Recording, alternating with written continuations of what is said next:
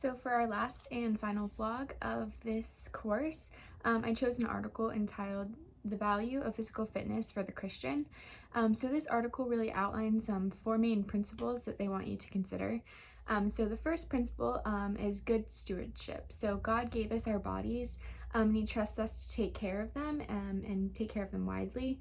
So our bodies were designed for physical activity. We can see just in the way that every little thing is so intricate in our way that our body works that they were designed to be physical. The second one is self-control. So self-control produces godliness. So we can practice habits physically that can help us spiritually. So one example of that is having perseverance, like in a workout, if something's hard, and pushing through that. And then spiritually, when we're going through something in life that it's difficult or taxing, we can use that same perseverance that we practiced physically and move that over into a spiritual aspect. And then the third principle was ready for usefulness. So we want to be prepared for whatever He calls us to, and that could be something that means we have to be physically fit or just in a certain condition. So we want to be prepared to just move whenever He calls and act whenever He calls.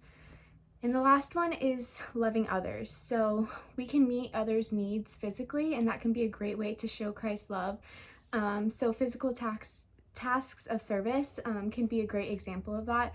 As simple as helping someone in your church move furniture if they're moving. That's something that really needs physical power for. So that can be another reason just to be physically fit.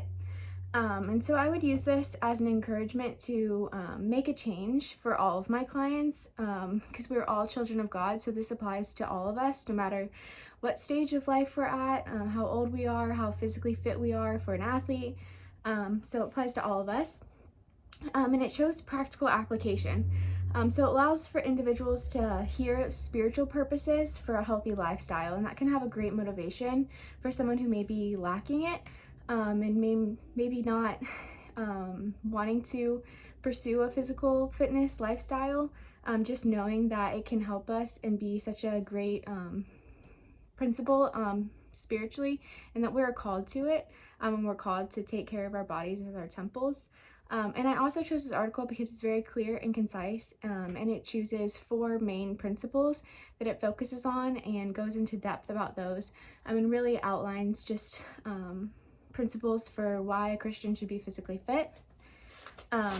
So the article also spoke to 1 Timothy 4:7, which states, "Have nothing to do with godless myths and old wives' tales. Rather, train yourself to be godly. For physical training is of some value, but godliness has value for all things, holding promise for both the present life and the life to come." And this verse just really shows that, yes, physical fitness is important, but it shouldn't be our number one priority. And so I know that I could deal with a client in the future that maybe is so wrapped up in that fitness journey, but just showing them that our number one priority is our relationship with the Lord. And so that should be our main focus no matter what. It's not what fitness level we are or how we look, but we look to ways for how our health can spur our spirituality.